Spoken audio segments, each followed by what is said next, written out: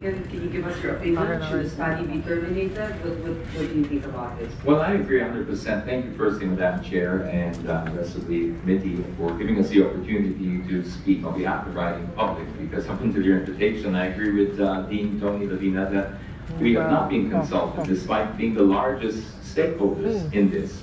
And I find it quite ironic that we are the very center of this discussion. It's our welfare, it's our safety, it's our convenience and comfort that's at stake here, yet we're not asked about that. And yet when we are asked, in this very familiar room, I was sitting in this very chair, I think 2.5 years ago, when we brought up the same thing. We're talking about the same thing, I think now hoping for a different result. I think there's an explanation for that. I agree with the fact that the cap shouldn't be there, because I also believe that we are we shouldn't even be looking at this anymore as a transport issue. My recommendation would be starting to look at this through the lens of a health crisis. Because people are genuinely suffering out there. This is no longer just a situation that can be solved with the machinery that we have with transportation, because it is evolving so fast. We've seen in 2.5 years, the only thing that came of that was a monopoly. I'm sorry to say, but that's really what happened. And that's not good for the consumer. And now we find ourselves in the exact same situation. The only difference is 2 wheels versus 4. And we're trying to implement the same ideas and expect a different result. That doesn't work.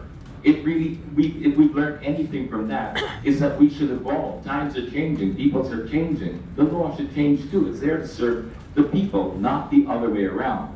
We always talk about progress, and I cannot blame also our board members over there, because we are talking about progress, but we're chained to the past with a law that was drafted in 1936, or at least passed in the Public Service Act that is under RA 4136. That could have not possibly predicted the situation that we're in today, which is the need for motorcycle taxis. If you're asking my personal opinion on behalf of the riding public who I consult with every day, do I think motorcycle taxis are a good idea? Absolutely not. I think it's an awful idea. I think the mere fact that we're discussing this as a viable alternative speaks more about the failure of an option to provide a safer option. But it's not about what I think, it's not about me, it's about what we need. And right now, we need this. This is why I would like to frame it as a health crisis, because if we frame it as a health crisis, we could look at angkas and the new players as some kind of alternative medicine until we get our act together. Because right now it is filling a need, and it is actually alleviating suffering. That is why we really need to look at it with the urgency of a health crisis, because people are genuinely suffering out there. And when you talk to us about safety, we understand there is an issue of safety. But when somebody rides an angkas, I don't think that's absolutely their first choice. No offense, George. It's just because if given a choice, we would all probably rather be in the back of a 4-wheel air-conditioned vehicle. But if you ask the same person, would you rather ride the back of a 4-wheel vehicle for 3 hours versus 45 minutes on the back of an angkas, all of a sudden it changes. We now need to reevaluate our time and set it against safety. And we make that decision. We want to know who misses our family more. We're going to make that decision based on the time, where we need to be, how much we miss our family. This is why we cannot have other people decide that for us, because we're in a crisis. If you say it's not safe, well, you could also make the same argument about 2-minute noodles and sardines. Is that a great diet to have? No. But we're in a state of calamity, and we just fleed an evacuation center. I'll take that, thank you very much. Please don't tell me what I can and cannot put in my body, because I'm trying to survive. And that is what people out there are feeling. I'm sorry to have to be so blunt, but if we want to change, it starts here today. We need to start the change with the new bill that I believe that your office is trying to pass, which is trying to turn the Public Service Act around, because it needs to be dynamic. It needs to change. We don't need to be here pointing fingers left and right. We should be pointing forward, because that's where we all win.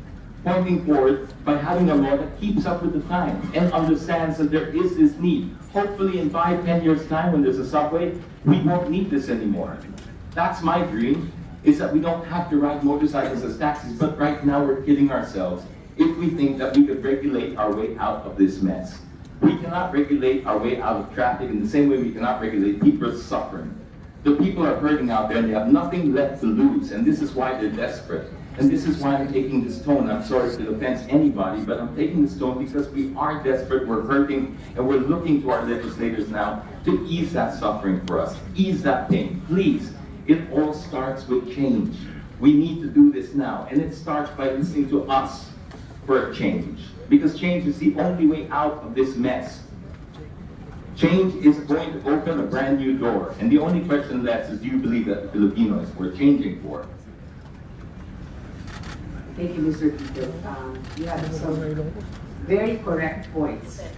It's not necessarily the safest, No. but it is something that we need at this time because we don't have, precisely in my opening, we need alternative modes at this juncture when even our MRTs are not fully operational at 100%. Our LRTs not also 100%, and we're still at the phase of groundbreaking for our subways. So, Madam Chair, may I just add one last thing? We think that we can, this is not happening already. The unregulated community, the habal-habal community, is growing at an exorbitant rate. This is happening. It's happening right now. And if you go to a habal-habal stand right now, or people, you'll find that they're more organized than the people who are trying to actually organize them. Go over there and you'll see some angkas riders in uniform taking rides.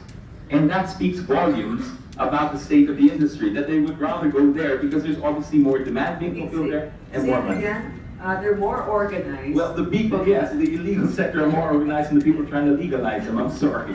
The quote of the day. All right. I'd like to acknowledge the presence of Senator Joel Villanueva. Are there any questions from the Okay. Maybe Ms. Hamon and then just a short analysis.